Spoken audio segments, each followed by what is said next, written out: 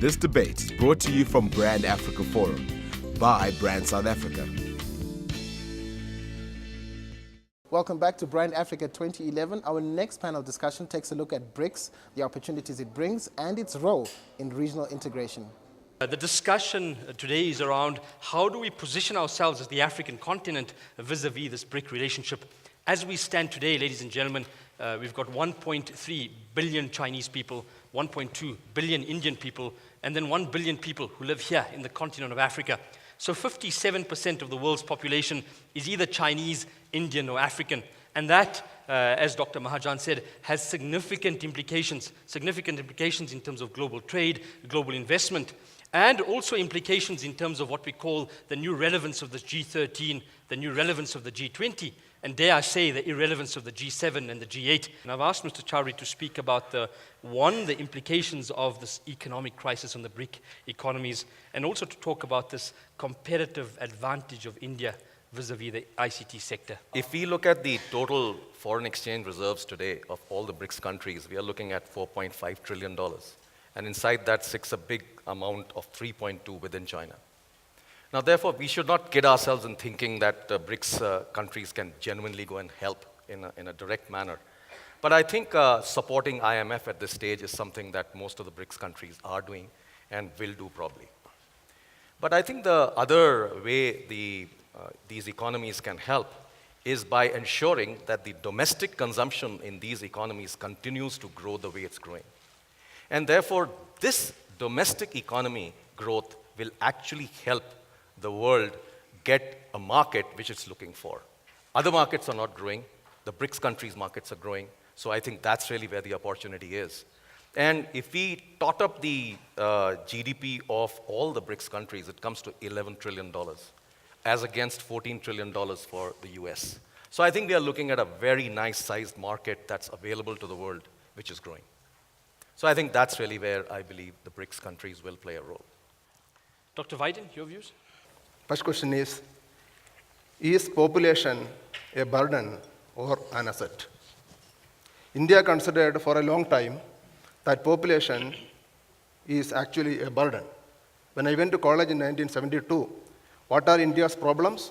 Population, because of population, unemployment, and poverty. But over a period of time, India understood that population is the asset. It is an asset much, much more valuable than all the wealth by way of gold and diamonds. So if population is an asset, we have to maintain that asset. And how do we maintain that asset? If we have a car, we service the car, we keep it in perfect, excellent, efficient mode. How do we keep the population in the most efficient and excellent way? When we got freedom in India, we had 500 colleges, higher education. And today we have 18,000 colleges in India. We had 30 universities when we got freedom. Today we have 350 universities. We have got 1 million schools in India. When USA produces 70,000 engineers, India produces 465,000 engineers. The whole of Europe put together produces 100,000 engineers. The question which I wanted to ask is, we have a CEO forum, Indo-South Africa CEO forum, where the CEOs of various industries work together and act together. Why don't we have a South Africa, India education forum? We're going to move on to Mr. James Mwangi and specifically talking about the implications of Brazil and Russian investment and also what's happening here on the continent and how do we leverage this relationship with the other BRIC economies. It's very, very clear that when you talk about BRICS and you talk about the power of emerging economies, it's really the power of youthful populations stepping into new roles and seizing the potential of their human capital, moving away from selling rocks in the ground or uneducated labor to selling knowledge and skills. And that brings me to what I think are some of the interesting things about what's happening in Africa today, because I think Africa, particularly sub-Saharan Africa, but really the entire continent, is kind of collectively fitting more and more to some of the dynamics that make the BRICS very exciting. The first thing is something around the innovation that's driving growth, or the power of innovation to drive growth. When people talk about growth in Africa, we all jump to the natural resource story as really the anchor. I think much more interesting when you think about the transformation of Africa are two things. One, the role of technology, and we have two great technology companies up on stage here, but the role of technology in creating new possibilities and allowing the African consumer to leapfrog. And we've talked about mobile. In Kenya now, we've gotten sick of talking about M-Pesa. It gets mentioned every couple of days. But there's a whole range of new possibilities that begin to be opened up as you inject these capabilities in. And if you look at what's happening today in terms of innovation in models for agriculture, for financial inclusion, in education, where you're talking about moving away from the dead tree model of delivering knowledge to actually asking, well, if Amazon can come up with a device yesterday at $199, well, can we get it down to $100? And at $100, isn't it cheaper to give each child a device than buy all of the paper textbooks that you need to buy over the course of that child's education? What does that mean for how you deliver knowledge and how you think about applying technology in Africa? So it's not about saying it's expensive, we'll just continue to make do with the past. It's about saying we haven't built infrastructure that's frankly being rendered obsolete. And how do we leapfrog? There's sufficient material, when you talk about what's happening in Africa and how it ties into the BRICS, there's sufficient material for days of conversation. So my apologies for going on a bit, but hopefully as we get into the back and forth, we can really dig into how we can learn from the BRICS and how there are opportunities for the BRICS and for Africa to really be the engine of growth that pulls the world out of what's promising to be a rather grim recession. Thank you. Thank you, James. Christine, moving on to you. I mean, Huawei has really become a strategic player here on the continent and also globally. You service a number of the leading mobile telco companies. Can you talk us through what Huawei does on the continent and also what Chinese influence here is on the continent? The way I am here is like Huawei is in the industry, because Huawei is quite a young company, and it was only founded in 1988, and it's even in the telecommunication industry, it's not a very long history. But with the innovation idea and also with a quite strong mind to go forward, actually Huawei has grown much bigger. To start with only $3,000 US and 6 people, and up to now, last year we had the turnover of $32 billion US.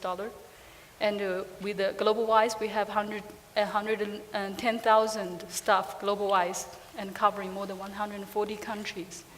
So we cover quite a massive footprint, global-wise.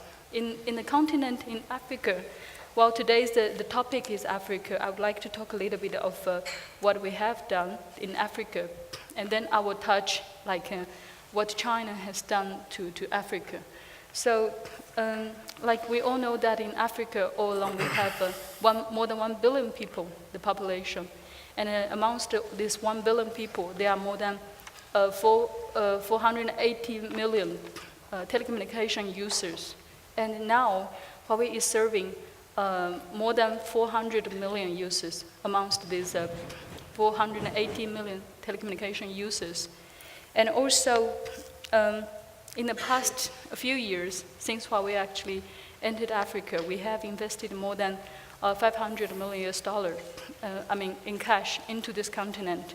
And also, in just the last year, I think we have already subcontracted and also made the procurement more than $800 million in the continent. So we have done quite a lot of business with Africa. And in the meanwhile, and we also look into the technical transfer and all the technology cooperation in the continent. So we have in total 6 training centers in Africa and 3 R&D centers in Africa. So that would help us to transfer the technology to Africa. Actually, before we started this session, I had a discussion with James. James was asking me and how is the situation of our staff here in Africa. Actually, in sub-Saharan Africa area, we have about 2,500 staffs. And in whole Africa, including North Africa, we have more than 4,000 staff. And the localization rate is quite high.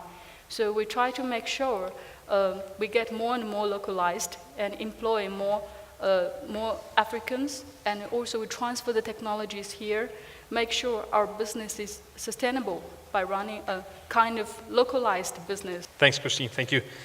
Simon, over to you. South Africa's invitation in December, the invitation to South Africa in December 2010 to be part of this BRIC club, if you want to call it that, is not altruistic in nature. It has a number of strategic agendas behind it, some people would suggest.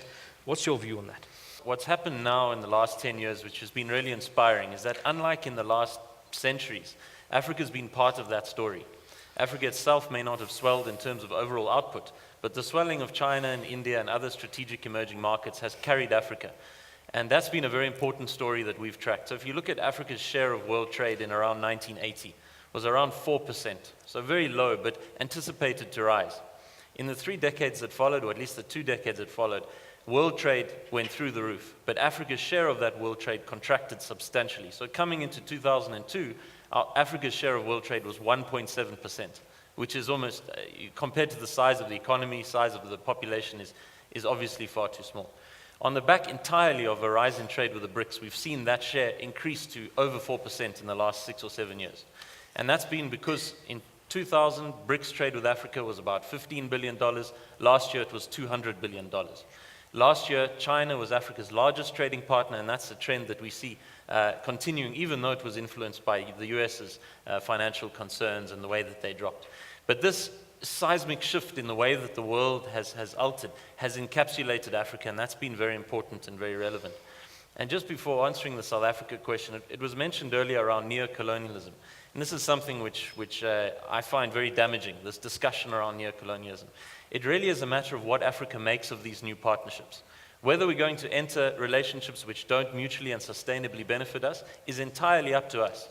And I think often the onus on ensuring that this relationship is beneficial, we try to rest that onus on external partners. We try to say to China, please make sure that your trade with Africa is sustainable. It's up to us to ensure that it is and that it benefits us in the long term.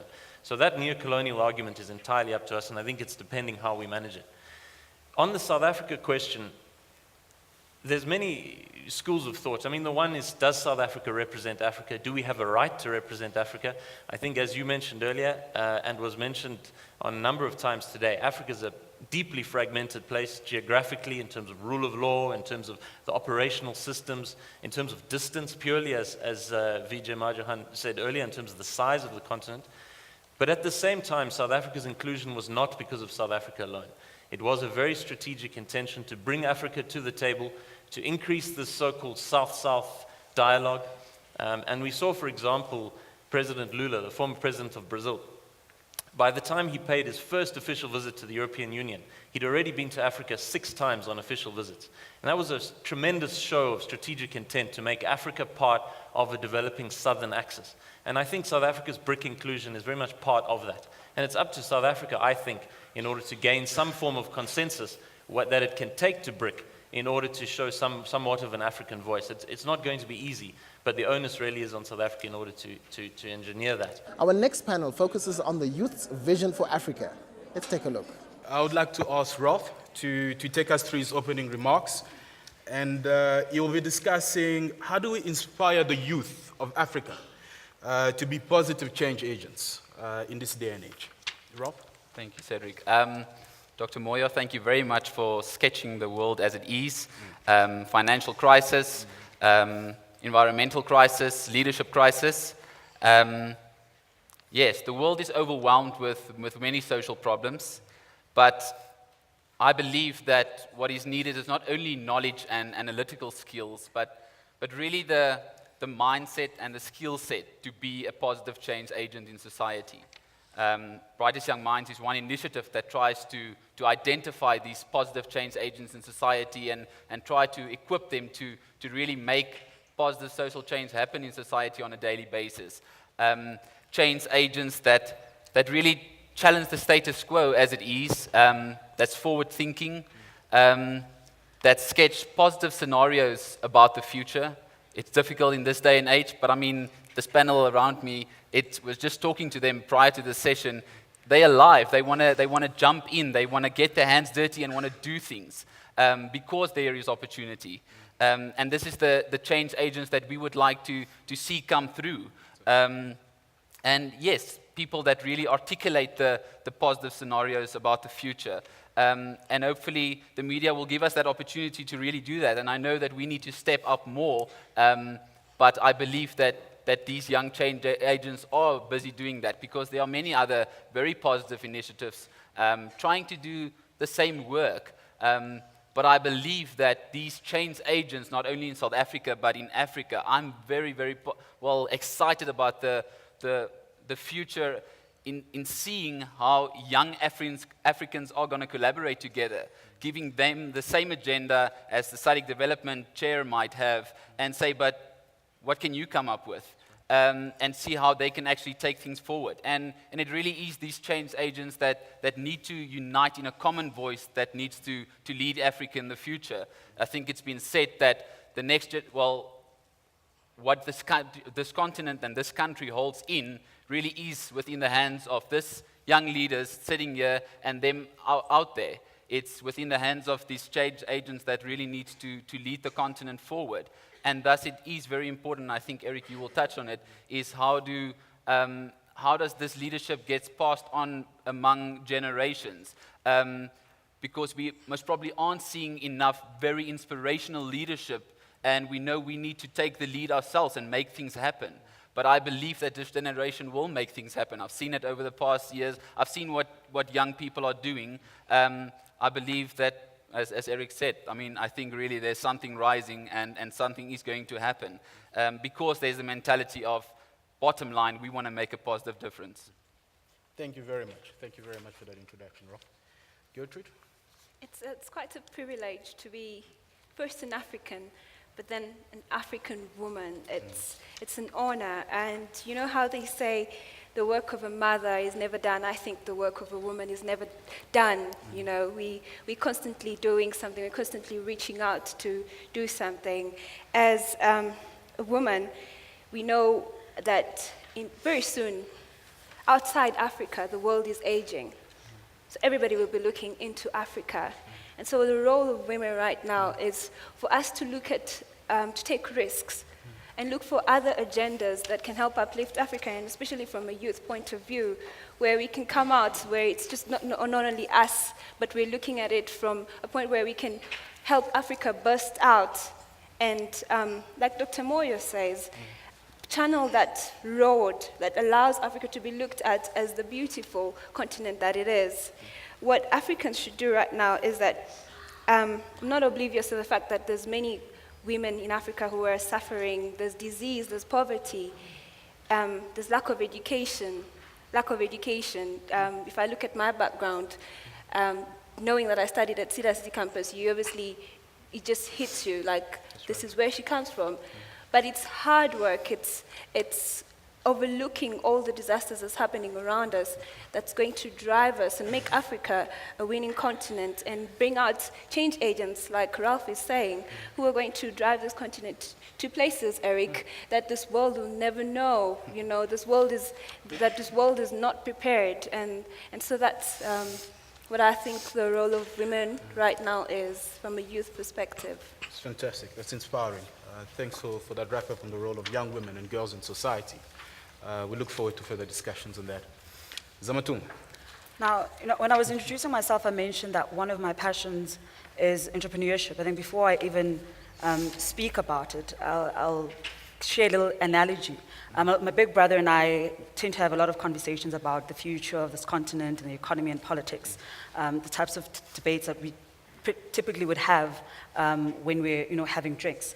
And he was saying to me how he was reading a magazine, and in that magazine they had this analogy where they were saying a company CFO is having a conversation with a CEO of a company, and the CFO says, what if we invest in our people and they leave us? And the CEO says, what if we don't invest in our people and they stay? And I think right now, that's where, not just South Africa, but that's where the African continent essentially is. We're at a catch-22 situation. Do we develop young people and fear that they're going to leave and go to the Europe and the Americas of this world, or do we just let them be and they're going to stay in the continent? And I think, a lot of statistics have been thrown around about youth unemploymentness. In some countries in Africa, it's as high as 70%. That's shocking. And that's testimony to how we're not being invested in and we're staying. And it's largely because we don't have a choice. We have to stay. In South Africa, if you look at the ages of young people between the ages of 14 and 24, unemployment rate sometimes is as high as 60%. That is problematic. So then we need to be having conversations about how to alleviate youth unemployment. And I think the biggest thing, and it has been mentioned again throughout this forum, is entrepreneurship. Education is not enough. I'm a student and I have a triple major, but the reality of the education system that we're in today's world, even from a global scale, is that we're being taught for degrees that we're not going to need by the time we graduate. That's how rapidly the world is globalizing. That's how rapidly, economies and markets are growing. That by the time I get my piece of paper, I might not be able to use that to apply for a job. Graduate unemploymentness is on the increase. We've even seen reports, not just in Africa, but in the UK, where a lot of graduates can't find jobs. So when you look at the comparison between our generation and the older generation, you'd find that when you had that piece of paper and you had that degree, they could get a job. We're not guaranteed that job. I can go up to PhD level. I might not be guaranteed a job. So then the question does become, how do we ensure that there's growth in various countries' economies, but that growth also brings about employment? Because I think if you have growth and you don't have employment, then it just isn't good enough. Thank you very much, Amato, for that response. May I say that I'm sure after the session that you'll be guaranteed a job. Eric? Cedric, thank you. On the issue of development in Africa and competitiveness, I think there are a number of key things. I think a number of them were mentioned this morning in the earlier sessions, and a number of ideas that are floating around and kind of transient, but I think that are much more fundamental than we've had time to discuss this morning.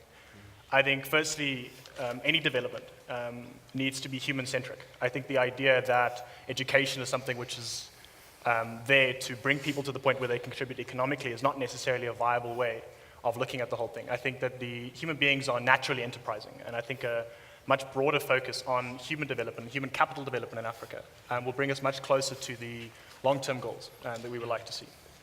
I think, a good example of development and investment that's not broad-based is in South Africa, a number of companies in the financial sector have grown by hundreds of percentage points, but they've shed jobs in their labor force. So the development and the indicators we use are not necessarily broader-based. And I think in moving towards the future, I think that the youth need to exert themselves in a far more serious fashion. I think the young people need to recognize their role. I think they need to recognize the fact that statistics like the one that's been mentioned this morning about 60% of the continent being that young, I think that's a big responsibility, and we need to take ownership of that and move towards taking control, social control, economic control, and eventually political control. But we need to understand that this is a serious objective. And that in order to get there, we need, as young people, need to take ourselves far more seriously than I think any previous cohorts of young people have taken themselves in our pursuits of experience and our pursuit of education, in the way that we see ourselves and our role in society, as opposed to people who have the luxury of waiting a number of years before we get to the point where we can actively contribute. And I think that if we are to see in the longer term, in closing, if we are to see a renaissance in Africa, I think the precursors of it are being made visible. I think the foundations are definitely there. I think it's necessary to stop thinking in a way that was necessary in the past and start thinking in a way that's necessary for the future. And I think this is where young people have a critical and fundamental role to play, because we have a very, very different paradigm and way of seeing the world. And I think that we should move towards a way that it will require courage. As young people, we often feel as though we should wait until we are told, wait until we can see a framework where we can put ourselves in. And I think we need to start thinking in a way that will move us towards inspiring hope, not only in the minds of investors in Beijing or in Washington, D.C. or in Europe, but hopes in the hearts and minds of the millions of Africans who are fundamentally sidelined and find themselves on the margin of the development of Africa. I think that's the most crucial thing, and I think that's the role of the youth. I think that's where we will find our niche in the new global market, in the new global world, as we see it today. Thank you very much, Eric.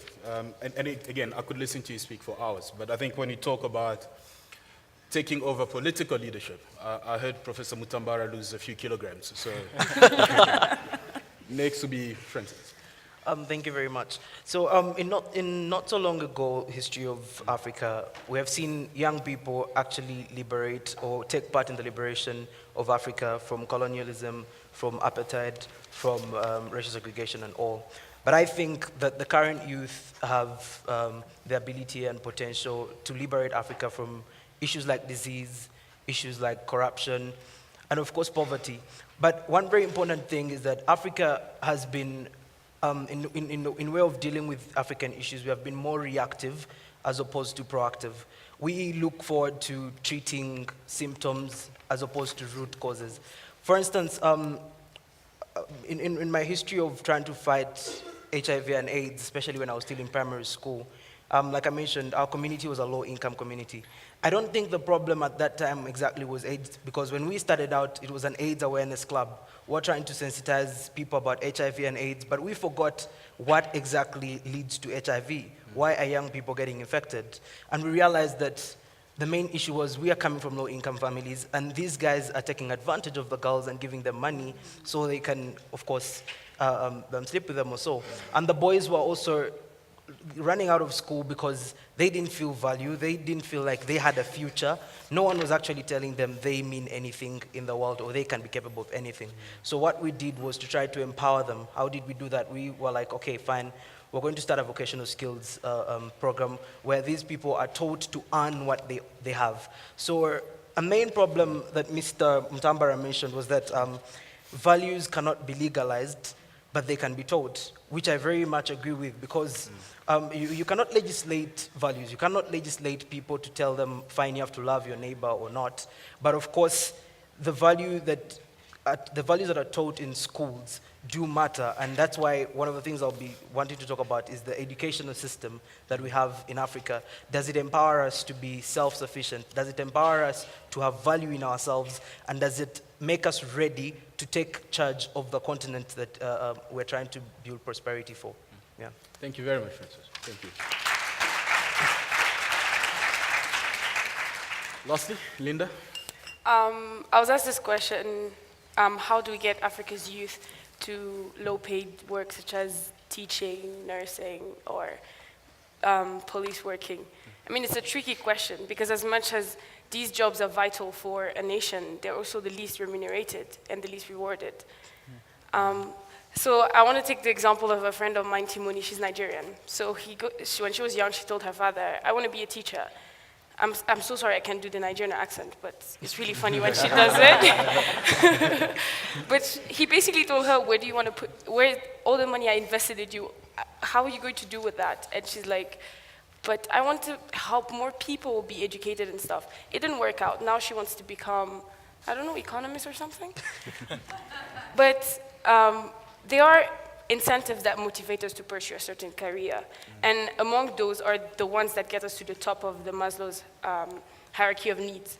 So as much as it's nice to have a good salary and to make a lot of money to make people happy, there is this ultimate fulfillment, the psychological fulfillment, the reward for knowing that you've been teaching, that you participated in making a CEO or a president, or just anyone, and to know that maybe you cured someone, you saved someone's life by treating a wound normally. I think that's a fulfillment that is necessary to anyone's life. You don't want to be living your life and at the end of the day realize, yes, I have all this money, but then what do I do with it? What have I done? What impact have I had? And I think young people are not necessarily asking themselves those questions because they want to make money. It seems nice when you're 16 to say, in 50 years I'm going to be driving a BMW or whatever, but I'm not expecting anyone at that point of time to be saying, I want to become selfless, I want to be a teacher, because it's hard to think. But still, there should be some awareness campaigns made in school and universities to teach people about the work, the amazing work these people do, the amazing work a teacher does, the amazing work a nurse does, or police, how protected you are when a policeman is around. And yeah, and I think it can only happen with long-term solutions. As much as she said, we are a microwave generation, so we want everything to happen now. Education won't happen now, unfortunately. It has to take a long time. And for this argument, I would like to take the job characteristic framework by a psychologist named Hackman. He says, when you're working, when you have a job, there are 4 characteristics that make you stay in that job, basically. These are the task identity. So what's your job? What do you do? And the task significance. How related are you to the job you're doing? How much fulfillment are you getting out of it? The autonomy. How creative can you be with your own work? And how much can you, let's say, be responsible for the outcomes of your work? And I think this is lacking in many of those jobs, particularly in education, where certain education systems restrict teachers. They're restricted to follow what's in the textbook. They're not being creative with it. So being a teacher, for example, in Senegal would be quite boring sometimes, quite tedious. And I think to be able to push young people to become teachers, and so we have to reform some of our fundamental institutions.